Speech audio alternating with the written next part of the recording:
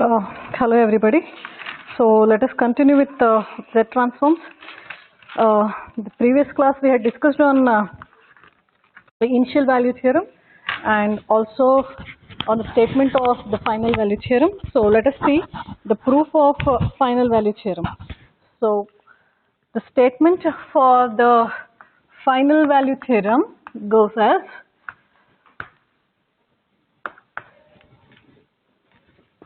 statement. It says if Z transform of UN is also denoted by U bar of Z, then limit of Z minus 1 U bar of Z as Z is tending towards 1 is given by limit of UN as n tends to infinity. This is the statement for the final value theorem. Now let us look on to the proof of this theorem. Now let us start with the proof. Yes, given already that the Z transform is of UN is also represented as U bar of Z, and in the previous session we had learnt that Z transform of UN plus 1 by the shifting property to be equal to Z times U bar of Z minus U naught. This was learnt in the previous session. Now I'll call this as 1 and this is 2, and I shall just subtract 2. I'll subtract 1 with 2, so I shall get this as a Z transform of UN plus 1 minus Z transform of UN, which will be equal to Z times U bar of Z minus U naught minus U bar of Z. This is what we shall get. And furthermore, since the linearity property holds for the Z transform, this can be written as Z transform of UN plus 1 minus UN is equal to, now you can see that U bar of Z is common over here, so I'll take U bar of Z common. So here I shall be left with Z, and here I shall be left with minus 1, and the other left over term is U naught into Z. We have taken U bar of Z as common, then here you can see that Z will be left and here 1. So you will be having U bar of Z times Z minus 1, and U naught is multiplied with Z, that is what we have as minus U naught into Z. Now by the basic definition of the Z transforms, I can write this as summation of UN plus 1 minus UN into Z raised to minus n, the definition of Z transforms, and obviously n ranging between 0 to infinity. So this again I can write it as Z minus 1 into U bar of Z minus U naught Z. Now since required here is I want the limit of Z is tending towards 1, let me take limit on both sides, that is I shall get this as limit of Z tending towards infinity, limit Z tending to infinity, the range for the summation is between 0 to infinity, UN plus 1 minus UN into Z raised to minus n. So similarly here I shall be having this as limit of Z tends to 1 times here Z minus 1 times U bar of Z minus U naught of Z. That is, we have just taken the limit on both sides. Now if you can just see here Z is tending towards 1, hence I shall be having this term as summation UN plus 1 minus UN. Of course, because Z is tending towards 1, this will be in terms of 1 only. So the range for the summation is n is equal to 0 to infinity. This will be equal to limit of Z tending towards infinity, Z minus 1 into U bar of Z, and obviously because Z is tending towards 1, I shall be having this term to be equal to minus U naught. Okay. Now if you can look on to what we are supposed to prove, we want limit of Z minus 1 u bar of z as z is tending towards 1. So let me keep that term intact. That is, I shall be having this as limit of z minus 1 into u bar of z as z is tending towards 1 to be equal to summation n is equal to 0 to infinity un plus 1 minus un, and I'll just shift this minus u naught. So I'll get this as plus u naught. So the left hand side, whatever the required format we want is already present. So I shall not make any changes on the left hand side. Let us see what happens to the right hand side here. So this is limit of z minus 1 u bar of z as z is tending towards 1 will be equal to, now you can see that n is taking a value between 0 to infinity. I shall just make a small change. I shall write this as limit of m tends to infinity. Please be careful about this step. Here you can see that we have the n ranging between 0 to infinity. I'll write this as limit of m is tending towards infinity, summation of n starting from 0 to m. Here you can see that it is infinity and m is tending towards infinity. So I can write this term as a summation n is equal to 0 to m. Please take note of this step. And then this is un plus 1 minus un plus u naught, right? So please be careful about this step. It's infinity here, n is taking the range between 0 to infinity, and I have taken here as limit m tends to infinity and n is equal to 0 to m, both means the same. So here this will be equal to limit of m tends to infinity. Let me write this in terms of series, that is go and give the values of n starting from 0. So if I give n value as 0, this term will be u1, okay, 0 plus 1 u1 minus n is taking the value as 0, so u1 minus u0 plus, again if I give the value of n as 2, I'll get this as u2 minus u1 plus similarly u3 minus u2.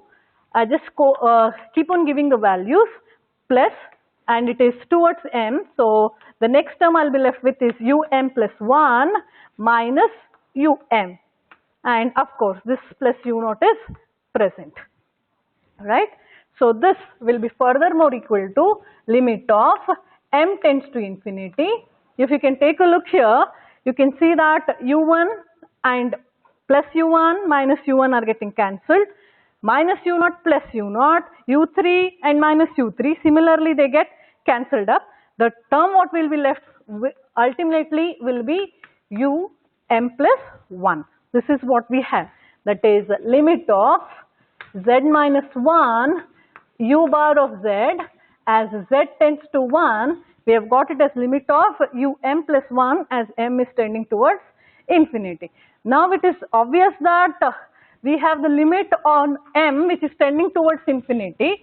So you can say that even m plus 1 will be tending towards infinity. That is, the statement you can just say is as m is tending towards infinity, m plus 1 also will be tending towards infinity. Hence, your result can be written as that is limit of z minus 1 u bar of z as z tends to infinity can be written as limit of um plus 1 as m plus 1 tends to infinity, or equivalent I can write this as the limit of un as n tends to infinity, and this is what the result we were supposed to prove. So here you have to be careful with the two steps. One, here whenever we take the limit as m is tending towards infinity, right? So here m is tending towards infinity, n will be taking the range between 0 to m. Okay, this is one. And the second thing is, as m plus 1 is tending towards infinity, obviously m plus 1 also will be tending towards infinity. And then equivalent for m plus 1 tending to infinity um plus 1, I have written it as n tending to infinity and un, right? This is what the result we were supposed to find. Now with this we finish the proof for the final value theorem. The next concept what we are going to discuss is the inverse Z transform. Inverse Z transform is what we had discussed in the very first class for the introduction of the Z transforms. You can just make a note of few important inverse Z transforms. That is, we know that Z transform of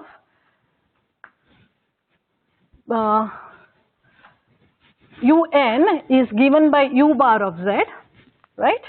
That is, we know Z transform of UN is given by U bar of Z, and inverse Z transform of U bar of Z is given by UN. So, if you remember, Z transform of k raised to n was given by Z minus k, right? So, obviously, inverse Z transform of Z by Z minus k will be equal to k raised to n, and Z transform of minus k raised to n will be equal to Z by Z minus k or Z plus k. Okay, these are few of the standard inverse Z transforms what I am talking about. And third, inverse Z transform of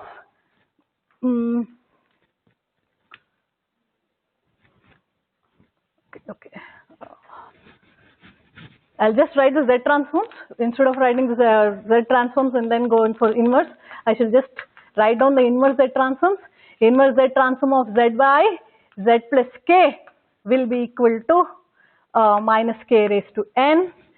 Inverse Z transform of Z by Z minus 1 the whole square will be equal to n. Inverse Z transform of Z square plus Z divided by Z minus 1 the whole cube is n square. The proof of all these are been done in the previous classes. Similarly, inverse Z transform of kz by Z minus k the whole square is given by k raised to n into n. We had proved this while talking about the damping rule, right? That is, we had found out the Z transform of k raised to n into n, and here we are talking about in terms of the inverse Z transform. So let me go for a small problem on how to find the inverse Z transforms by making use of partial fractions. So the problem here is find inverse Z transform of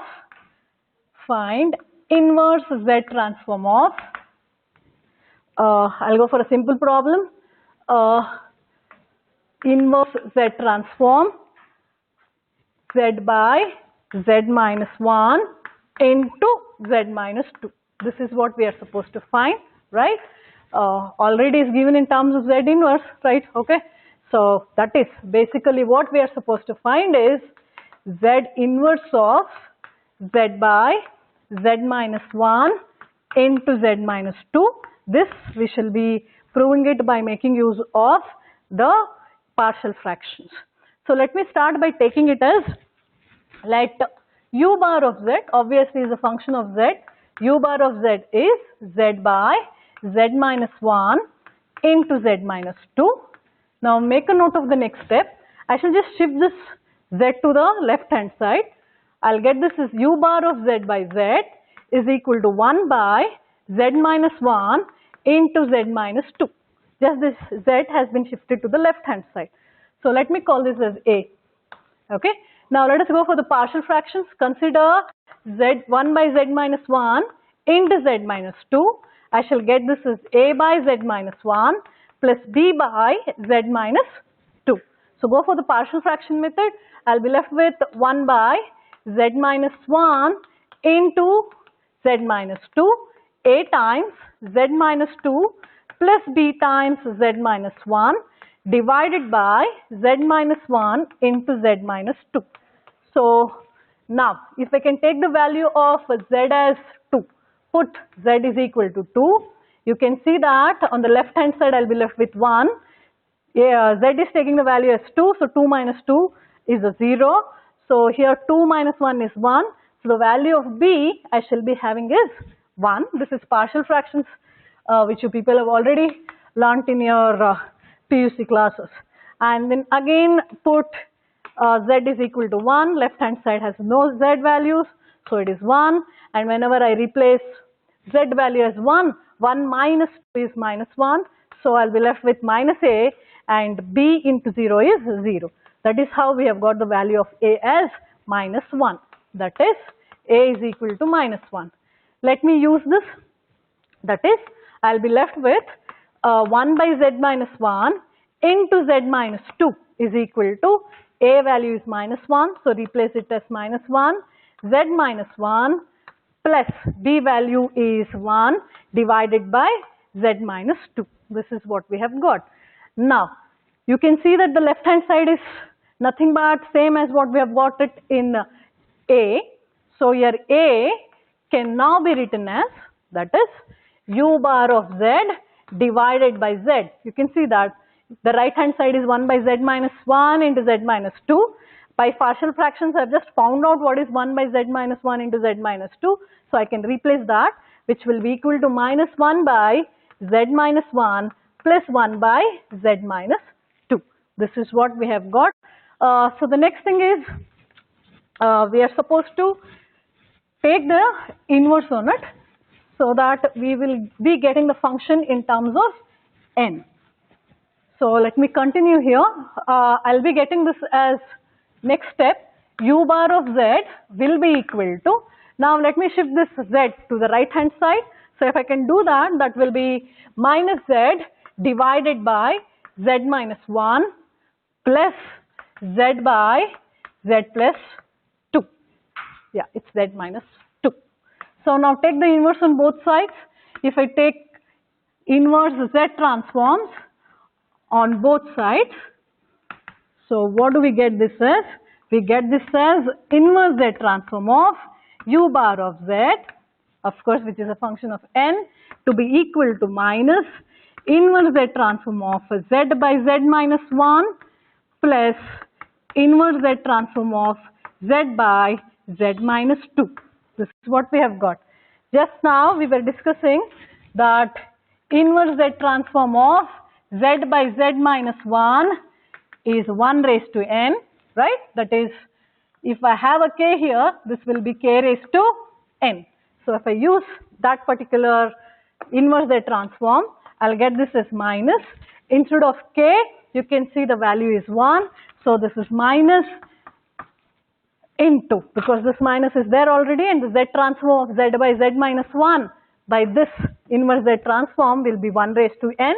On the similar way, you can see that the inverse z transform of z by z minus 2, that is k is taking the value as 2, which will be equal to 2 raised to n, and we know that inverse z transform of u bar of z is denoted by un. So this is how we find out the inverse z transform. Hope so this is clear.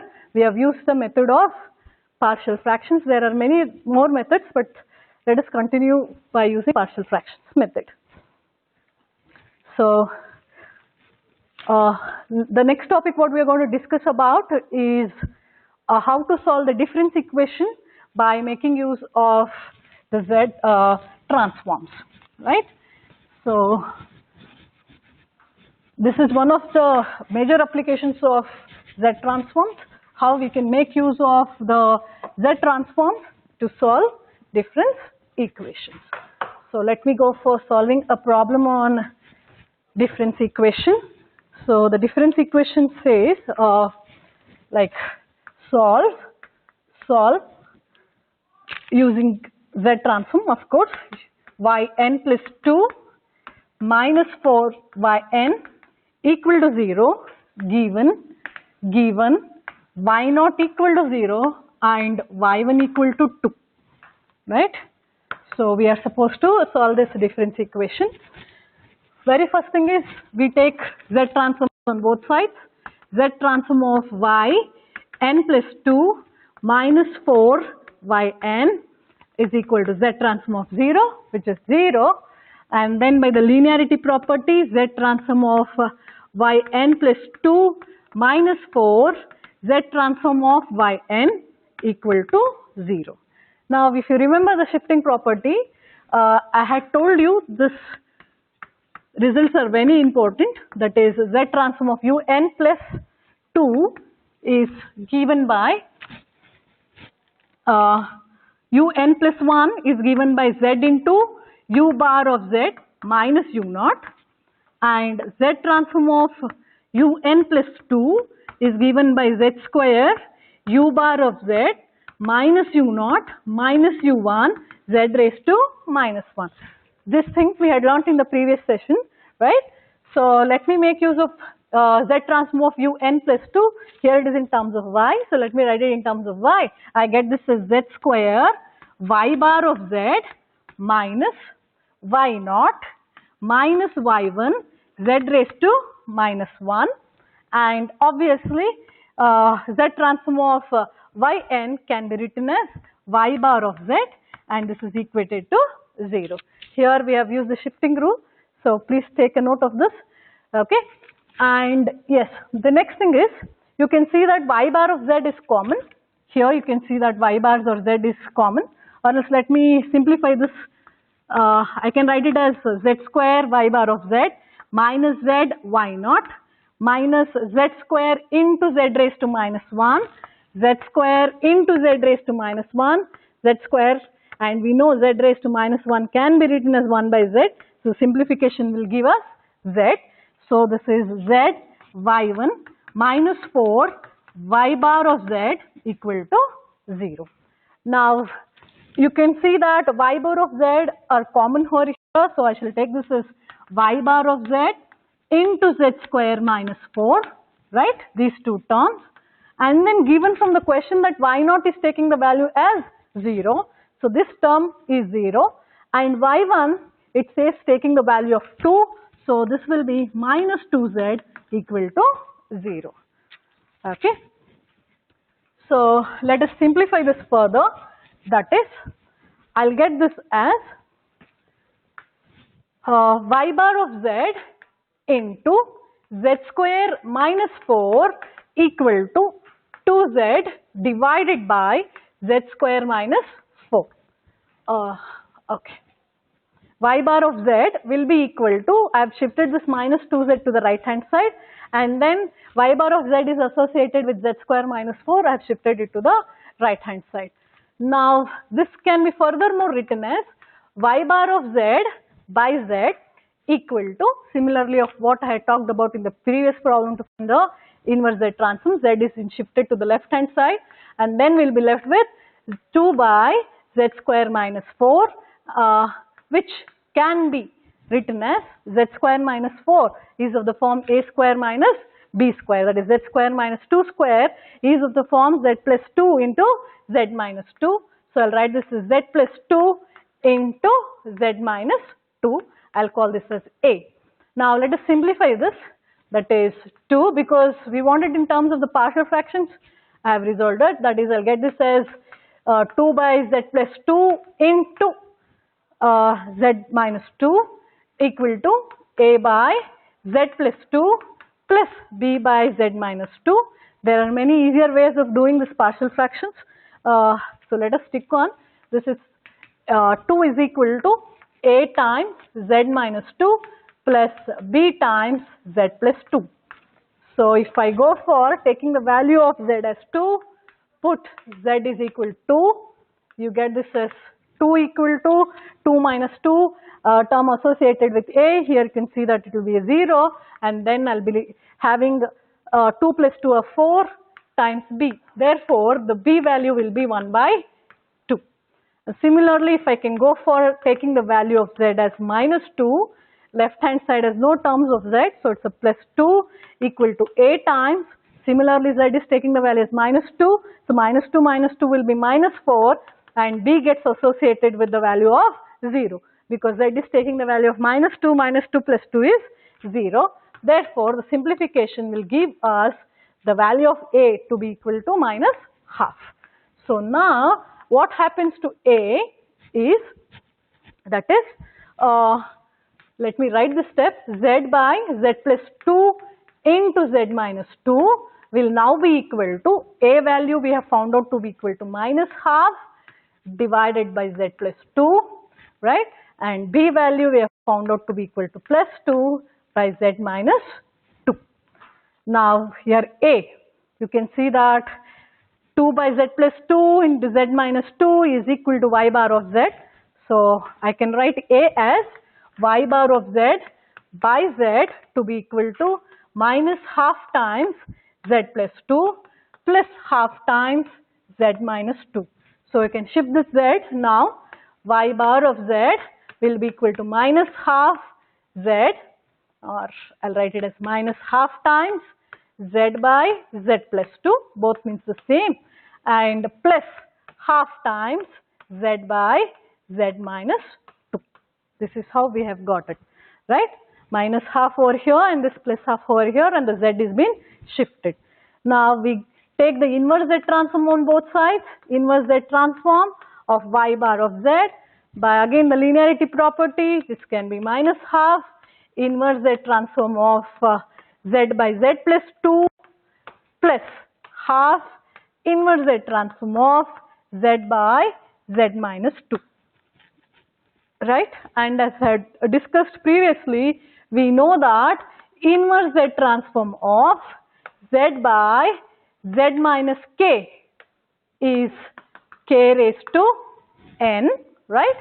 And inverse z transform of z by z plus k is minus k raised to n. So I shall be using this.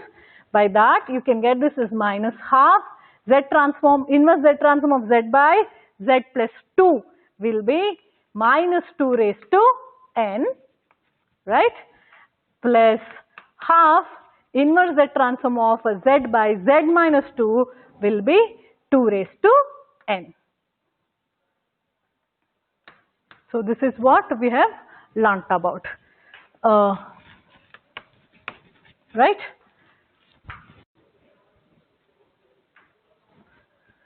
So here, till here you know that we have used the partial fractions, and here we have made use of the inverse z transforms.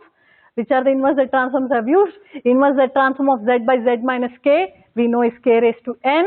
The inverse z transform of z by z plus k is minus k raised to n. These are the two inverse z transforms which I have used to prove here. K here is taking the value of 2, here also the value of k is 2. Please be careful to see that there are sign difference in the signs. This is a plus 2 and there we have it as minus 2. So take care to see that which standard Z transform you shall, inverse Z transform you shall be using. So in the similar way we will solve one more problem on difference equation, right? Since you people have already done with the partial fractions, this particular problem I shall not be talking on the partial fractions. I shall be giving you the values of the partial fractions directly. I'll be more concentrating on how to take the inverse Z transforms for the given functions. Okay, so the second problem we are going to discuss is, yes.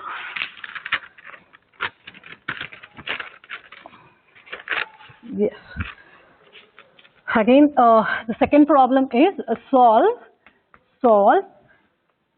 yn plus 2 plus 2yn plus 1 plus yn equal to n, okay, with y0 equal to y1 equal to 0. So now let us take the Z transforms on both sides, right? And what is the Z transform of n? Z transform of n is z by z minus 1 the whole square. So unlike the previous problem, take care. So here Z transform of yn plus 2 plus 2 times Z transform of yn plus 1 plus Z transform of yn equal to Z transform of n. So again by the shifting rule, which we are shifting property which we had studied yesterday, this can be written as z square y bar of z minus y naught minus y1 z raised to minus 1, and this will be plus 2 z times y bar of z minus y naught, and z transform of yn obviously is y bar of z, and z transform of n is z by z minus 1 the whole square, right? So shifting property is what we have used, and we have used the z transform of n. Now if I can simplify this, you can see that both y0 and y1 values are zeros. Y0 is taking the value as 0, y1 is taking the value of 0, right? Since here also you can see there is the presence of y0, these are all taking the values of zeros. So if these are all taking the values of zeros, this is a 0, this is a 0, this one is taking the value as 0. So here I'll be left with y bar of z common, so we will be left with z square. Here I'll be left with plus 2z, and here I'll be left with plus 1 equal to z by z minus 1 the whole square. This has happened so because you can see that the condition given is y0 and y1 are taking the values as 0. y0, y1, 0, again a y0, here is a 0. So what we are left with is only the functions which are associated with y bar of z. So if I take y bar of z common, I'll be left with z square here, 2z here, and plus 1, right? And obviously we know that z square plus 2z plus 1 is nothing but z plus 1 the whole square, a plus b whole square formula, right? So this will be z plus 1 the whole square equal to z by z minus 1 the whole square. So furthermore, if I can solve this, this will be y bar of z is equal to z by z minus 1 the whole square into z plus 2 the whole square, right?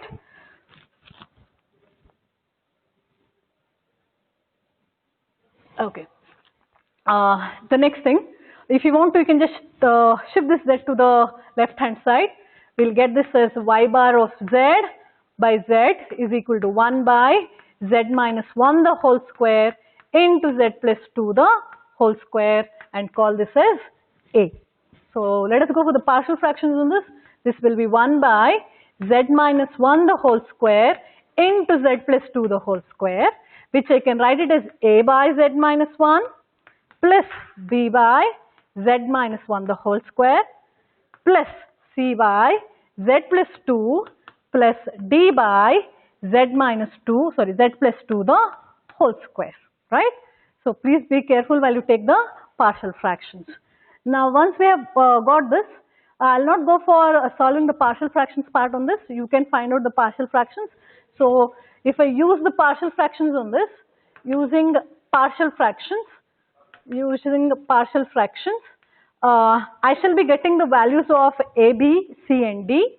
That is, a will be taking the value of minus 1 by 4, and b, c and d will be taking the values of 1 by 4. Okay. So now, let me write it clearly using partial fractions. We are using partial fractions here. I haven't solved for the partial fractions. You can do it by your own. Okay. So what I'll be getting the equation as is 1 by z minus 1 the whole square into z plus 2 the whole square will be equal to a value is minus 1 by 4 by z minus 1 plus b is 1 by 4, so z minus 1 the whole square plus c is 1 by 4, so c 1 plus z by 1 the whole 2 the whole square plus d is 1 by 4, so z plus 2 the whole square, right? So these are the values what we have got. So if I can put it in equation A, what do I get this as is y bar of z, right? Here A becomes y bar of z by z will be equal to the same thing, that is minus 1 by 4 by z minus 1 plus 1 by 4 by z minus 1 the whole square plus 1 by 4 z plus 2 plus 1 by 4 z plus 2 the whole square, right? And now I'll just shift this z to the right hand side.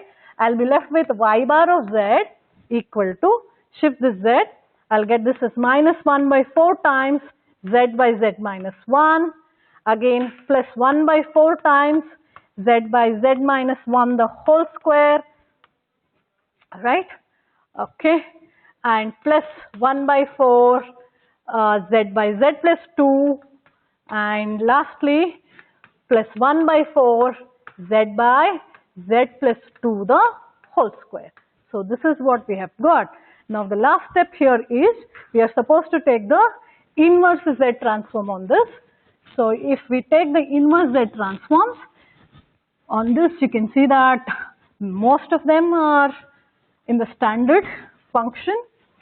So if I take the inverse, I shall get this as inverse z transform of y bar of z is equal to 1 by 4 times inverse z transform of z by z minus 4. Okay, here it's minus 1 by 4, yes, it's minus 1 by 4 by z minus 1 plus 1 by 4 times inverse z transform of z by z minus 1 the whole square plus 1 by 4 inverse z transform of z by z plus 1, and then plus 1 by 4 inverse z transform of z by z plus 2 the whole square. What's z plus? Oh.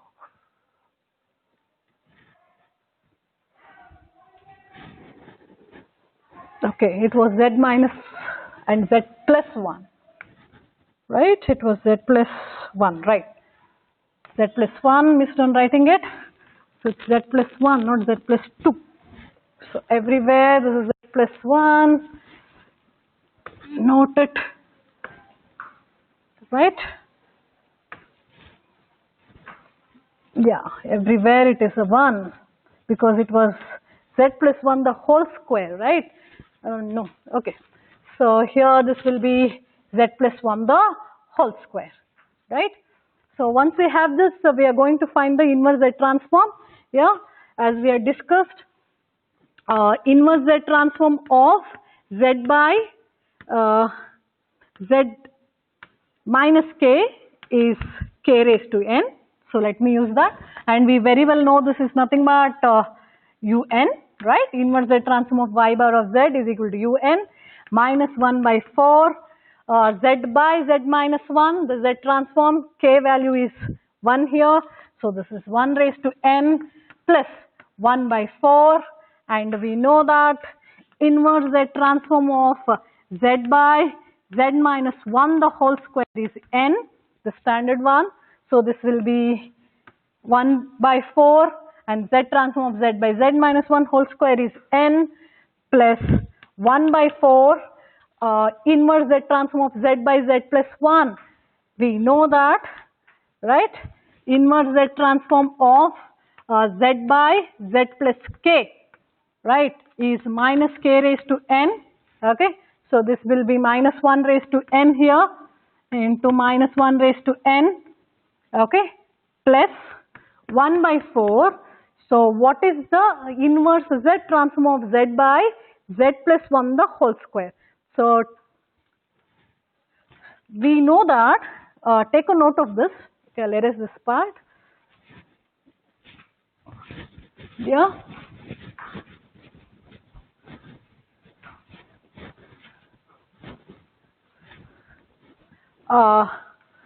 Inverse z transform of kz divided by z minus k the whole square is equal to k raised to n into n. We had done it under the damping rule, right? Now what do we have here is z plus 1 the whole square, right? So this can be written as inverse z transform of, just concentrate, you can see that this will be z minus of minus 1 the whole square. I am talking about this particular term, okay? z, okay, z minus of minus 1, this is plus 1, I have written it as minus of minus 1. So this minus will take its term in the numerator. Okay, see now you can see that this is taking the value, k is taking the value as minus 1, right? So here I have a minus 1, so I should have a minus 1 here. If that is the case, then I shall be having the term to be equal to minus z. We are not interested in the term to be of negative. This has to be positive. So what can be done is, thus the term can be written as minus 1 by 4 times inverse z transform of minus 1 into z divided by z minus of minus 1 whole raised to 2, right?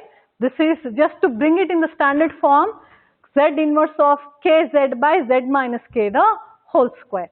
Now if you can just look onto this term, when I simplify, I get back this original term. Minus 1 by 4 into minus will give us a plus, okay. Z of minus is nothing but z plus 1.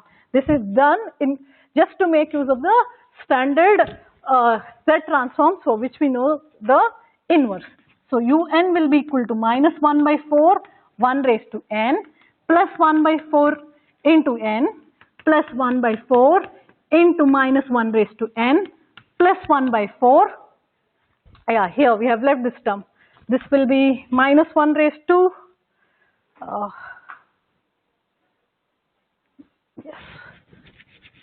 plus extra there.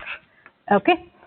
So this 1 by 4, 1 raised to n, 1 by 4 raised to n, this term, and 1 by 4 minus 1 raised to n, yeah, and this is the only term. So I have written this term as minus 1 by 4 times minus z, okay. So this now you can see that is in the standard form of kz by z minus k the whole square, where k value is minus 1. So I shall be having this term as minus 1 by 4 times, and k value is minus 1.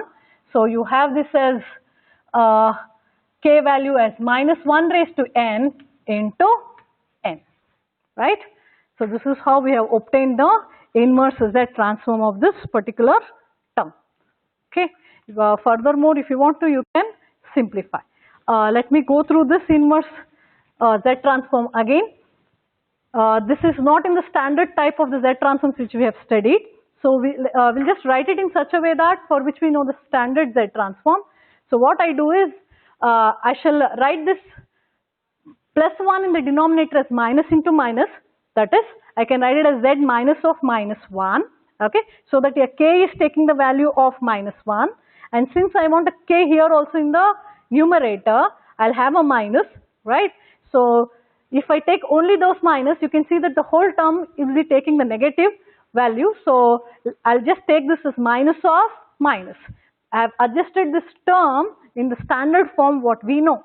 So I have written it as minus 1 by 4 times this particular term, minus 1 by 4 times inverse z transform of minus 1 by z minus 1 the whole square. Now this one is the standard form, inverse z transform of kz by z minus k the whole square, and its value is k raised to n into n. So k is nothing but minus 1 here. So minus 1 raised to n into n. So this is how we shall be obtaining the inverse z transform. Simplification can be done by you. With this we finish the inverse z transforms and how to solve the difference equations using the z transform, and this finishes the unit 5. And the next classes I suppose will be done in terms of sampling techniques. Thank you.